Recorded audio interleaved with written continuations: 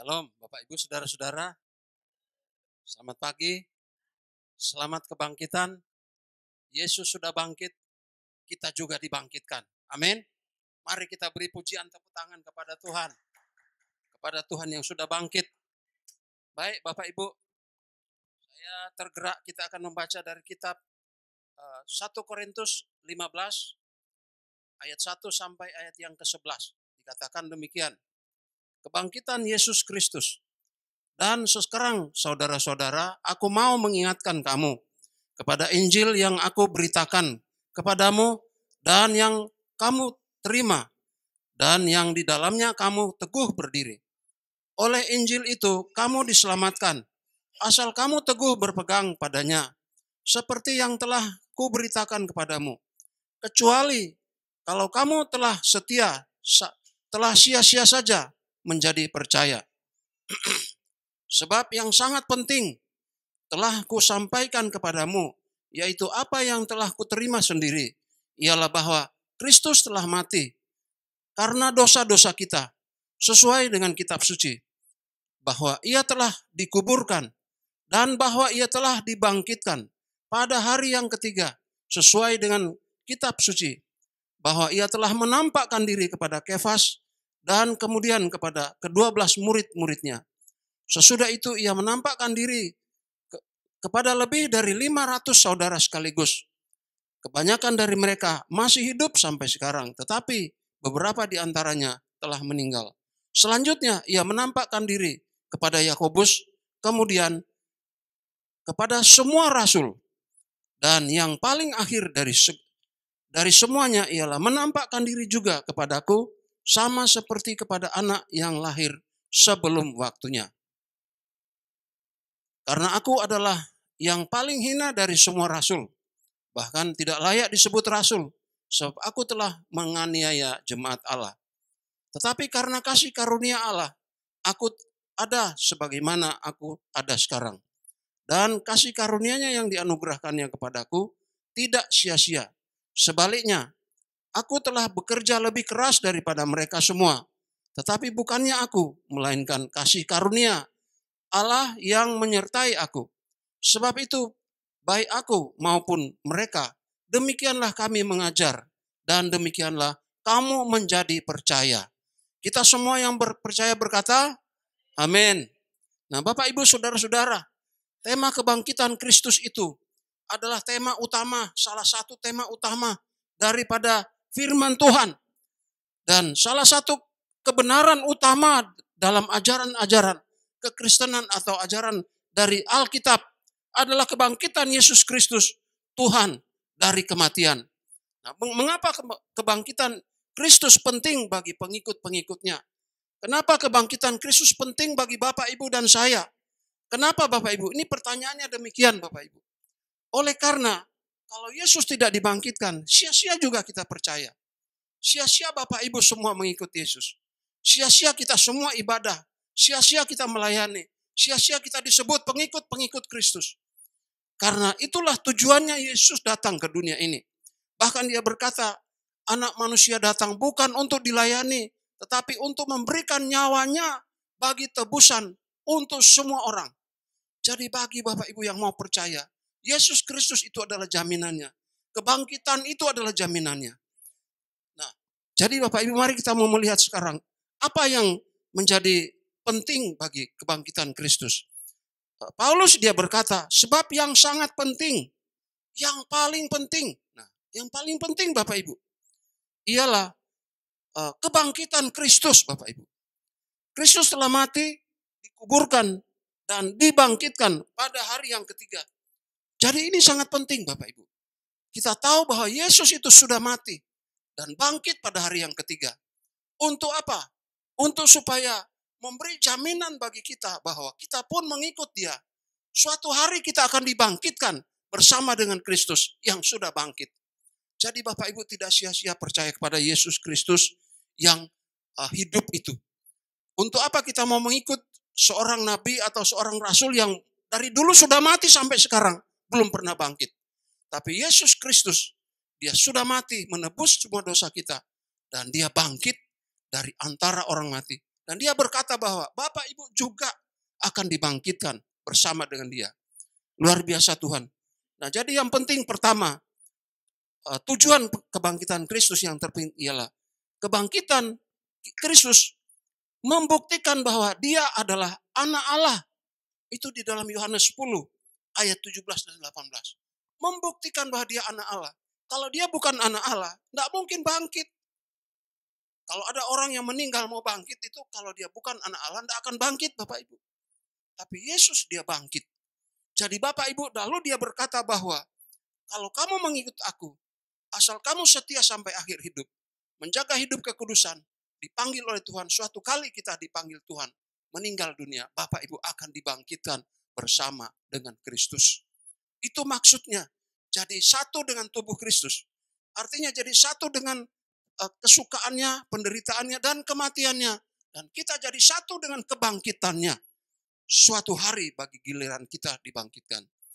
Pujilah nama Tuhan. Yang kedua, kenapa kebangkitan Kristus itu penting bagi Bapak Ibu dan saya? Karena kematiannya menjadi manjur, menebus kita agar tidak sia-sia kepercayaan kita kepadanya. Agar Bapak Ibu tidak sia-sia. Percaya kepada Tuhan, mengikut Tuhan, menyerahkan diri dalam tangan Tuhan, memberi waktu-waktu kita kepada Tuhan, konsentrasi kita pikiran kepada Tuhan, dan seluruh hidup kita dedikasikan kepada Tuhan, bahkan supaya tidak sia-sia seluruh pengorbanan Bapak Ibu.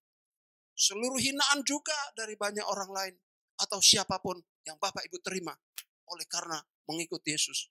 Tidak menjadi sia-sia percaya kita. Amin. Puji Tuhan. Lalu yang ketiga, dikatakan bahwa kebangkitan Kristus itu artinya memastikan penghakiman untuk orang-orang fasik. Mungkin Bapak Ibu berpikir orang fasik itu kayak apa ya? Ini orang fasik ini adalah orang yang percaya Tuhan Yesus, tapi mereka meremehkan Tuhan. Mereka menghina Tuhan. Bahkan mereka menolak mentah-mentah atau pura-pura setia, tapi tidak setia. Pura-pura rohani, tapi tidak rohani. Jadi Bapak Ibu, inilah fasik. Bayangkan Bapak Ibu, kalau ini terjadi dalam hidup kita, sia-sia kita percaya Tuhan. Jadi jangan sekali-sekali menjadi fasik, Bapak Ibu. Jadi memastikan kebangkitan Yesus itu, memastikan penghakiman orang-orang fasik. Kisah Rasul 17 ayat 30 sampai 31. Nah, Bapak Ibu bisa baca di rumah kalau itu bisa dicatat. Lalu yang selanjutnya, kebangkitan Kristus itu adalah kebangkitan yang mendasari karunia Roh Kudus. Yang mendasari pemberian Roh Kudus dari Allah untuk Bapak Ibu dan saya. Ini penting Bapak Ibu. Oleh karena apa? Tuhan berkata, aku menyertai kamu sampai kesudahan alam. Lalu yang menyertai padahal Tuhan sudah ada di surga. Jadi kalau begitu, Roh Kudus itulah yang menyertai Bapak Ibu dan saya. Baik dalam kesenangan maupun dalam kesulitan. Kenapa dia menyertai? Karena suatu hari Bapak Ibu ada pengangkatan. Sebentar lagi ada pengangkatan gereja Tuhan. Dan sebetulnya pengangkatan gereja Tuhan ini, itu sebetulnya Roh Kudus ditarik dari dunia ini. Roh Kudus ditarik dan Roh Kudus itu yang menyertai Bapak Ibu dan saya. Dia mencatat semua perbuatan baik, semua perbuatan tidak baik. Dia catat semua dan dia tahu berapa besar semua perkara yang baik. Apakah lebih banyak baiknya, lebih banyak memuliakan Tuhannya, ataupun lebih banyak tidak memuliakan Tuhan. Jadi kalau dia mau angkat kita, dia lihat apa yang dia catat. Oh, si Bapak A atau si Ibu A atau saudara A atau saudara B ini, dia lebih banyak fasiknya daripada setia kepada Tuhan. Baiklah, aku tidak akan angkat dia, aku tidak bawa dia. Jadi Roh Kudus akan ditarik. Dia tidak bawa kita, Bapak Ibu. Nah, itu sebabnya Roh Kudus ada untuk setiap orang. Jadi jangan berpikir bahwa kita tidak diawasi oleh siapapun. Roh Kudus menyertai Bapak Ibu. Jadi jangan main-main. Jangan main-main kepada Roh Kudus. Dia tahu apa yang ada di isi hati kita. Dia tahu apa yang di pikiran kita. Dia tahu apa yang kita buat. Dia mencatat seluruhnya. Jadi baiklah yang dicatat oleh Tuhan lebih banyak memuliakan Tuhan. Lebih banyak menenangkan hati Tuhan. Lebih banyak membuat Tuhan sukacita daripada kita mengecewakan Tuhan. Sebab pada waktu Roh Kudus mencatat apa yang menjadi track record Bapak Ibu, dia tahu kita bisa dibawa oleh dia dan bisa terangkat ataupun tidak. Jadi Bapak Ibu, berusahalah menyenangkan hati Tuhan. Kalau kita menyenangkan hati Tuhan saat ini dan seluruh hidup kita, kita dicatat oleh Roh Kudus itu yang menyertai kita. Sebab suatu hari tiba waktunya Yesus datang di angkasa dan semua gereja Tuhan diangkat. Itu Roh Kudus juga diangkat tarik. Dia membawa semua orang yang setia sampai akhir. Dia membawa semua orang-orang tersebut. Nah, bagi yang tidak terangkat, mereka sudah divonis oleh Roh Kudus itu bahwa memang lebih banyak mudaratnya daripada memuliakan Tuhan. Jadi Bapak Ibu mulai dari sekarang, biarlah kita perhatikan apa yang kita buat, Roh Kudus menyaksikannya. Amin. Roh Kudus menyaksikannya. Luar biasa Tuhan itu. Dan dia jadi pengantara bagi kita di surga. Jadi kebangkitan Kristus. Dan nanti ada kenaikan Tuhan Yesus Kristus. Dia akan menjadi pengantara antara Bapa, Ibu, dan saya. Jadi pada waktu Yesus duduk di sebelah kanan Allah, dia menjadi pengantara bagi Bapak, Ibu, dan saya. Jadi kalau iblis datang untuk menuduh Bapak, Ibu, dan saya bahwa ini Bapak A atau Bapak B, Ibu A atau Ibu B ini melakukan banyak perkara yang tidak benar, atau dia tuduh segala sesuatu yang kita lakukan, Bapa di surga tahu.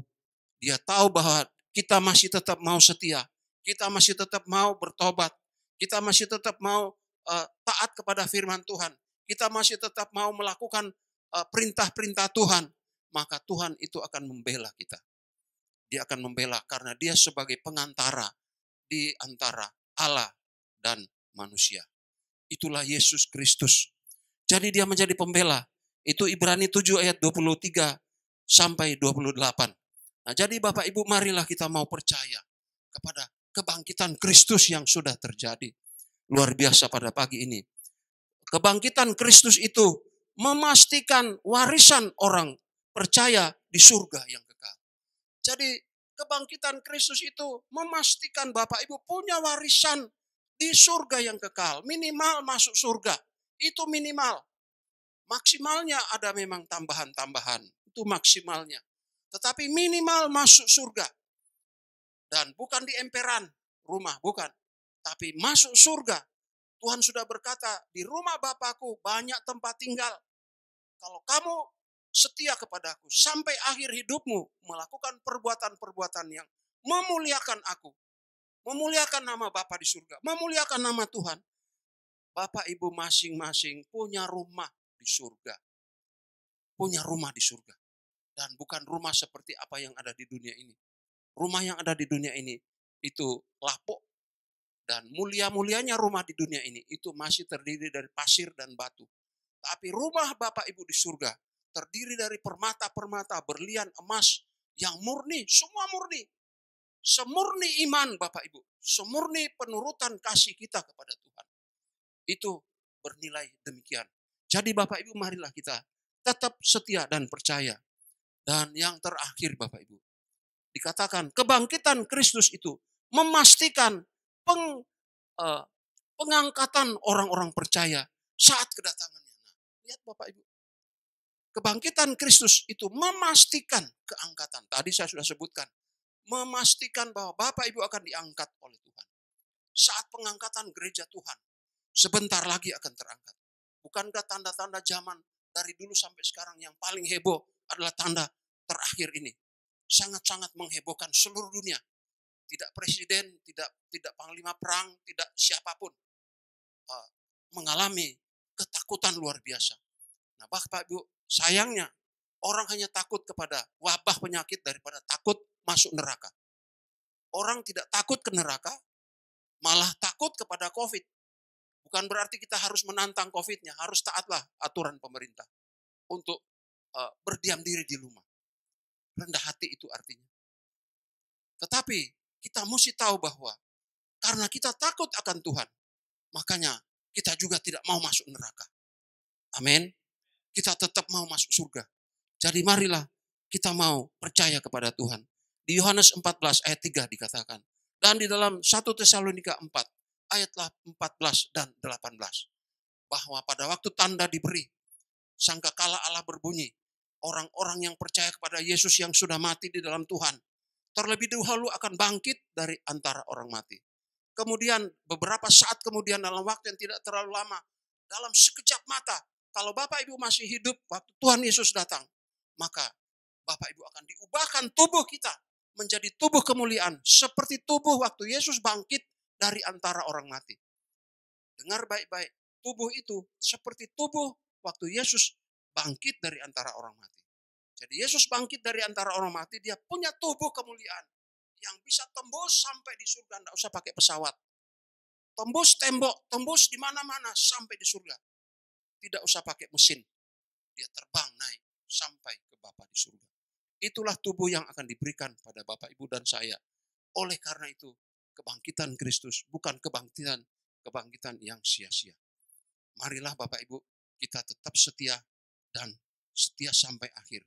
Jagalah hidup kita, jagalah kekudusan, berusahalah hidup kudus. Karena kalau tidak kudus, maka tidak akan melihat Allah. Jagalah supaya kita hidup kudus. Jauhi kejahatan-kejahatan. Memang pasti ada tawaran-tawaran untuk berbuat jahat. Tetapi Bapak Ibu harus menolaknya. Dan kita perlu memuliakan Tuhan saja. Luar biasa Tuhan. Terima kasih kebangkitan Tuhan. Haleluya. Bapak Ibu yang ada di rumah masing-masing, mari kita berdoa. Sebelum berdoa Bapak Ibu, boleh berdiri bersama-sama. Walaupun saya tidak menyaksikan Bapak Ibu di rumah, tetapi Bapak Ibu pasti melakukannya, saya percaya. Mari kita tumpangkan tangan kita di hati kita, di dada kita masing-masing. Sebagai tanda pembaharuan kita. Karena memang yang membaharui itu Tuhan. Yang membaharui hati kita. Oh Bapa di surga, kami datang kepadamu. Kami bersyukur karena Engkau walaupun menderita selama Engkau ada di bumi ini. Walaupun Engkau dianiaya, Engkau mati memang benar. Tetapi puji Tuhan, syukur Engkau dibangkitkan oleh Bapa di surga. Dan Engkau berkata bahwa kalau kamu mengikut aku, kamu dipersatukan dengan aku. Kamu dipersatukan dengan penderitaanku. Kamu dipersatukan dengan kematianku. Kamu juga dipersatukan dengan kebangkitanku. Aku naik ke surga. Kamu yang setia ikut Tuhan, ikut aku. Aku akan bawa kamu ke surga yang kekal. Dan kamu akan bertemu dengan aku. Duduk bersama-sama di sebelah kanan Allah. Dan kita dimuliakan oleh Tuhan pada waktunya. Bapak Ibu, marilah kita punya hati untuk bertobat setiap hari. Kita mau memuliakan Tuhan saja. Dari seluruh hidup kita. Jangan kita meremehkan Tuhan. Jangan kita menjadi fasik. Karena orang fasik itu dihukum. Orang fasik itu dimasukkan ke neraka yang kekal. Bapak Ibu bukan orang fasik. Bapak Ibu adalah orang-orang yang setia kepada Tuhan. Tetapkan hati kita untuk setia. Tetapkan hati kita untuk diangkat masuk dalam kerajaan surga yang kekal. Saat Tuhan Yesus datang. Entah Bapak Ibu sudah meninggal dunia ataupun belum. Tuhan itu setia. Dia akan angkat kita, diubahkan tubuh kita menjadi tubuh kemuliaan seperti Yesus bangkit dari antara orang mati. Terima kasih Bapa di surga. Kami mengucap syukur di dalam nama Tuhan Yesus. Berkati semua keluarga-keluarga yang sedang menyaksikan atau sedang ikut ibadah di rumahnya masing-masing saat ini. Tanpa terkecuali berkati Tuhan. Kami sudah berdoa dan bersyukur. Di dalam nama Tuhan Yesus Kristus. Sekarang Bapak Ibu Saudara-saudara, mari kita angkat tangan. Bersama-sama saya akan doakan berkat bagi Bapak Ibu. Saudara-saudara yang ada di rumah, yang sedang setia mengikuti ibadah ini, walaupun tidak kelihatan oleh kami dari tempat ini, tetapi Roh Kudus melihat Bapak Ibu. Dia tahu dan dia pasti memberkati Bapak Ibu. Diberkatilah rumah tangga saudara. Diberkatilah rumah saudara juga. Diberkatilah pekerjaan apa saja. Diberkatilah anak-anak saudara, istri saudara. Saudara belum menikah, diberkatilah. Saudara belum dapat pekerjaan, diberkatilah. Dan saudara diberi pengharapan dari Tuhan, dari kebangkitan ini. Terima kasih Bapa. Damai sejahtera Bapa menaungi seluruh kami yang ada di rumah kami masing-masing. Dalam nama Bapa, Anak dan Roh Kudus yang senantiasa menyertai kami. Dalam nama Tuhan Yesus, semua yang percaya berkata, amin. Mari kita beri pujian tepuk tangan. Luar biasa Tuhan ajaib. Haleluya.